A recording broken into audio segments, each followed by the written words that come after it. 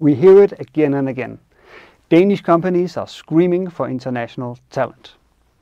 Here at Københavns Erhvervshus, we have an entire team set up solely to retain international talent. Both myself and my guest in the studio today work in that team. Meet her in a moment and hear how you can boost your odds to ensure a good match when hiring an international, and not least what it is that the international talents can contribute with. Welcome to Din Virksomhed i København. My name is Jonas Varsted Kirkegaard. The topic today is highly educated international talents, and more specifically the group called accompanying spouses. Their partner has already landed a job in Denmark, and now they are looking for an opportunity themselves on the Danish job market. To shed light on this group, we have you in the studio, Trine Dreisler. Yeah. Welcome. Thank you. You both teach and tutor the accompanying spouses, and for that matter also other internationals. Yeah. And the course for the accompanying spouses is called First Job Copenhagen. Yeah. So say you are an HR person at a company and you come across an application from a candidate who has done this course. What can you expect that candidate has picked up? Well, all the skills that they need to work for your company. No. Basically, if we look at it in this way, when you've been to First Job Copenhagen, you can expect them to have technical skills in terms of using AI, for example, to adapt their specific skills to the Danish job market. And the reason why I say this is because a lot of the spouses who come to Denmark, they have educational titles or job titles that are non-existing in Denmark, but they still have the skills. So we need to somehow find a way to connect that by using AI. But we don't just look at technical skills as in how to improve your CV and stuff like that. We also look at the mindset. Looking for work is really difficult. It can be at times tedious.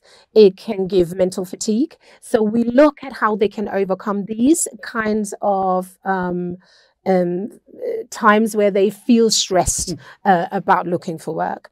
We also give them a huge inside knowledge when it comes to the Danish job market. The Danish job market is very specific and often at times really different.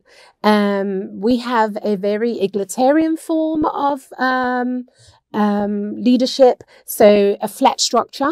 We have a lot of trust that is based upon both from the employee but also from the company.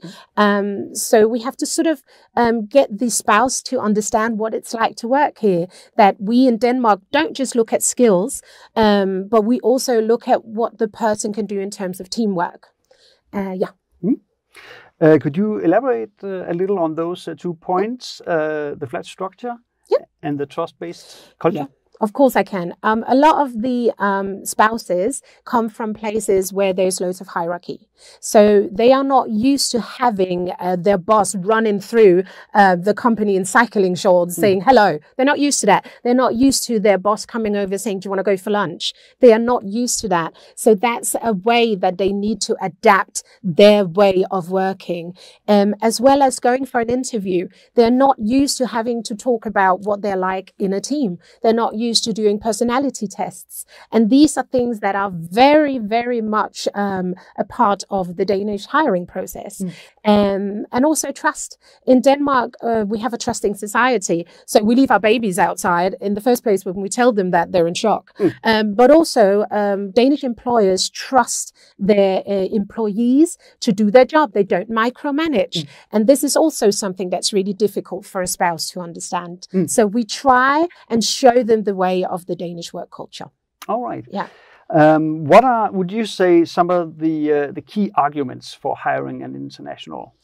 Well, there are loads, but one of the main arguments must be that they can adapt. If you think about coming from a place that has a completely different culture, it has, they don't speak Danish, so they come here and they're trying to navigate in this whole very confusing field, and they adapt. They adapt to all of these things. They learn how to adapt to the Danish market. When you have a person who's that adaptable, who is that willing to show that they really want to work here in Denmark, it should, for you as a company, be an indicator of someone who can give something to the company and who is really willing to show you that they can work for you. And also, Denmark is a small country. A lot of companies want to set up somewhere else as well, but they may not have the cultural awareness, they may not have the languages. So in that way, you could also hire an international who could speak the language that you're looking for, who could help you transition into that market that you're looking to set up in. Yeah.